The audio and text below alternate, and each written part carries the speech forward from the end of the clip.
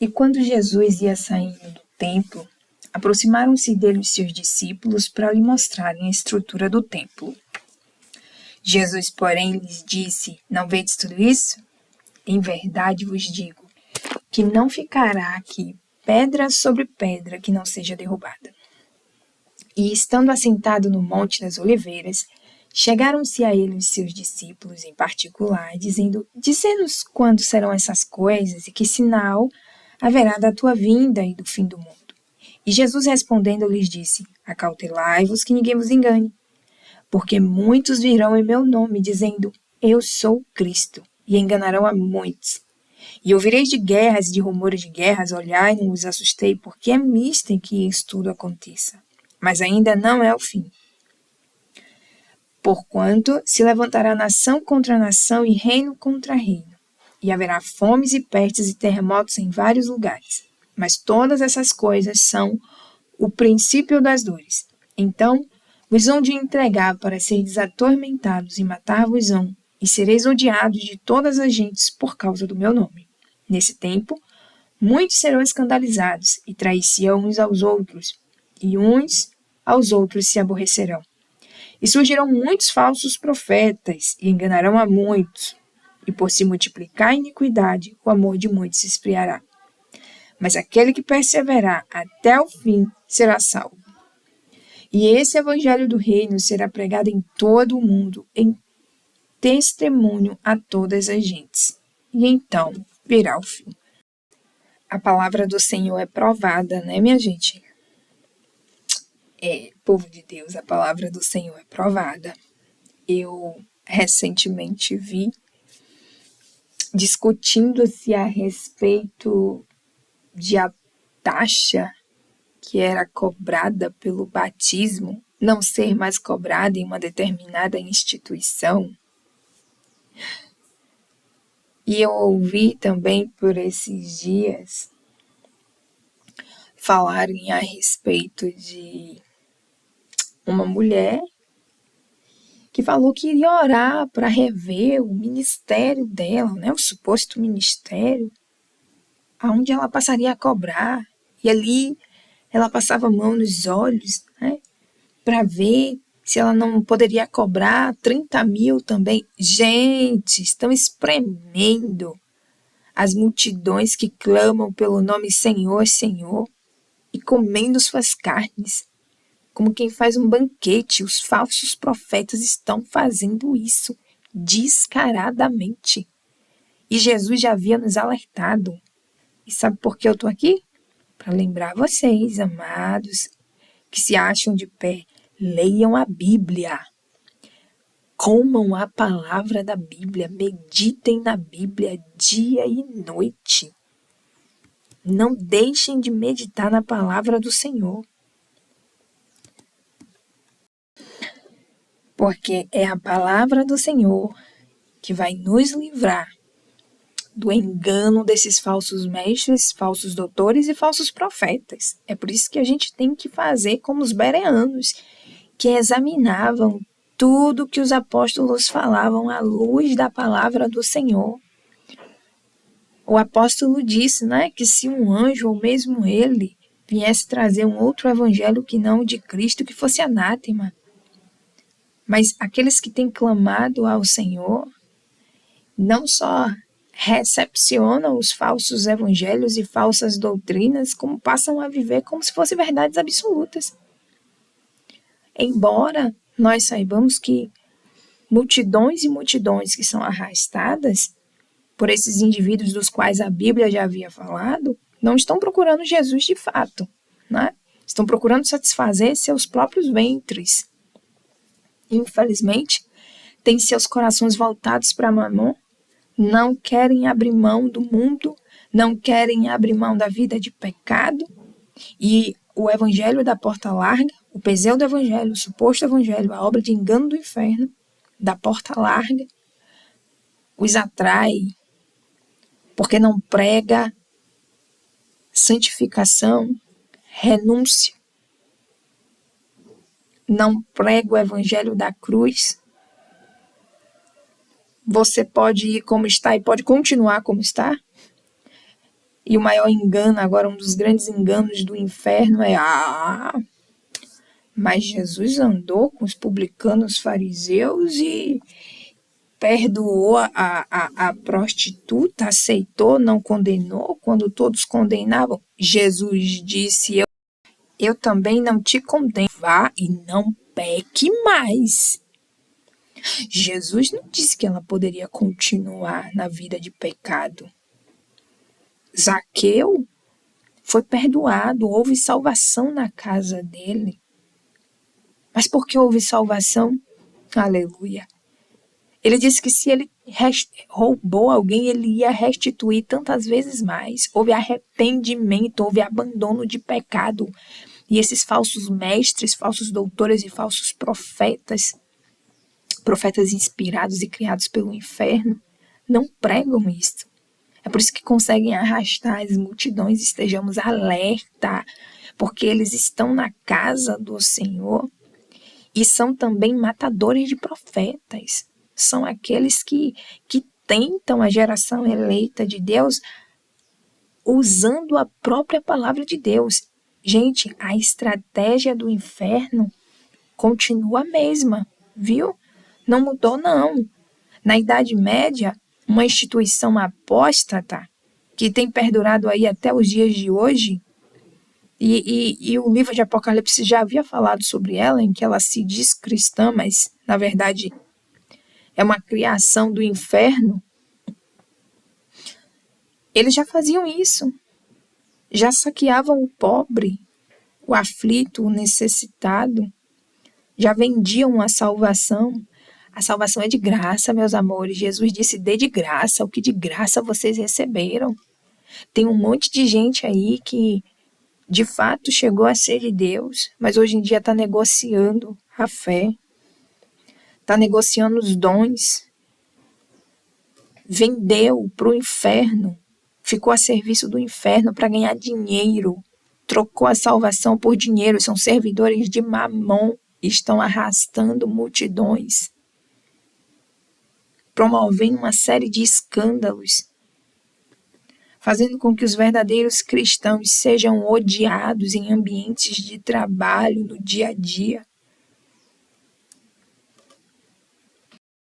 Aprenderam a saquear o pobre, o humilde, o necessitado com a maestria diabólica da instituição católica, que perdurou durante a Idade Média, né, com uma única instituição firme, e que está aí até hoje, aparentemente enfraquecida, mas que continua levando multidões para o inferno.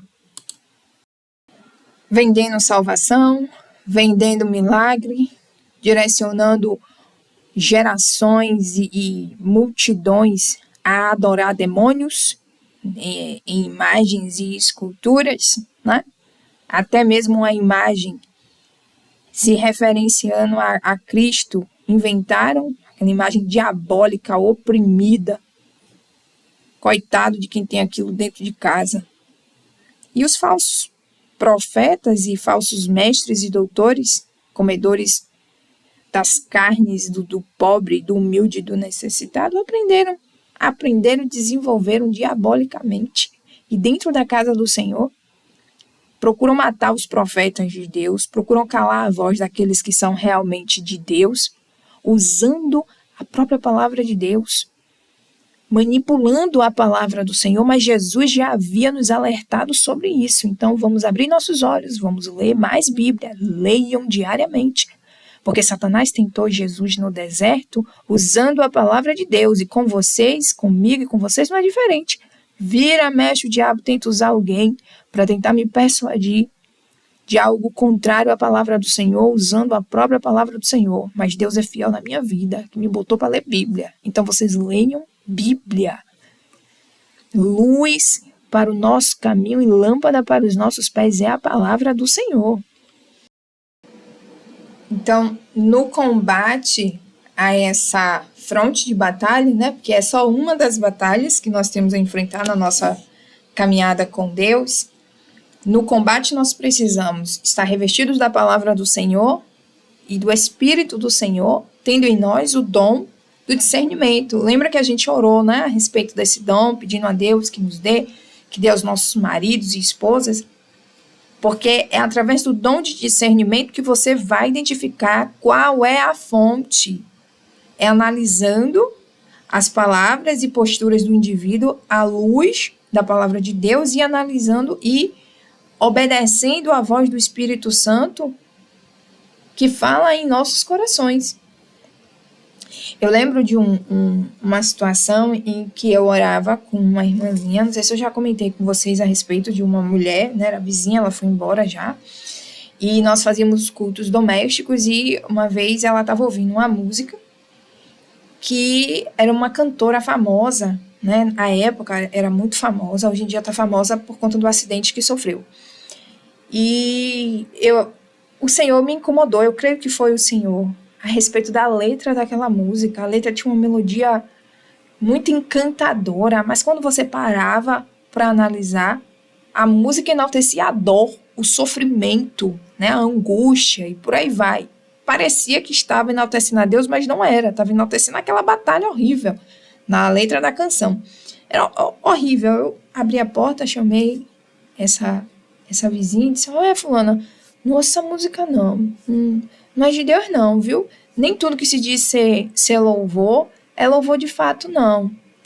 E aí, ok, acabou que, passado pouco tempo, tomei conhecimento de que, supostamente, essa canção teria tido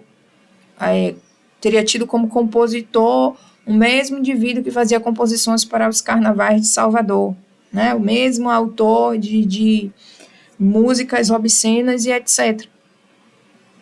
Né? E, infelizmente, a amada que estava cantando essa música hoje está numa batalha horrível, né, em decorrência de um acidente que ela teve. O Senhor tome a frente, ajude ela e a família dela na angústia que eles estão vivendo, né, e dê a vitória conforme a boa, perfeita e agradável vontade do Senhor. Mas observem que, primeiro, o Senhor me mostrou, eu creio, né, que foi o Senhor, ele me deu a revelação e depois eu tive a confirmação de que efetivamente a fonte daquela canção não era divina, não era Deus que estava operando. Então a gente precisa meditar na palavra do Senhor e buscar o dom do discernimento de espíritos. A verdade é que muitos estão negociando os dons do Senhor, né? Muitos estão vendendo seus talentos pelo amor ao dinheiro, ludibriados pela fama, né? Pelos prazeres que o dinheiro oferece. E por isso estão levando heresias, apostasias, imundícias escondidas, ocultas, né? Em ideologias, palavras sutis e canções também para dentro da casa, até mesmo do povo de Deus. E nós precisamos estar atentos.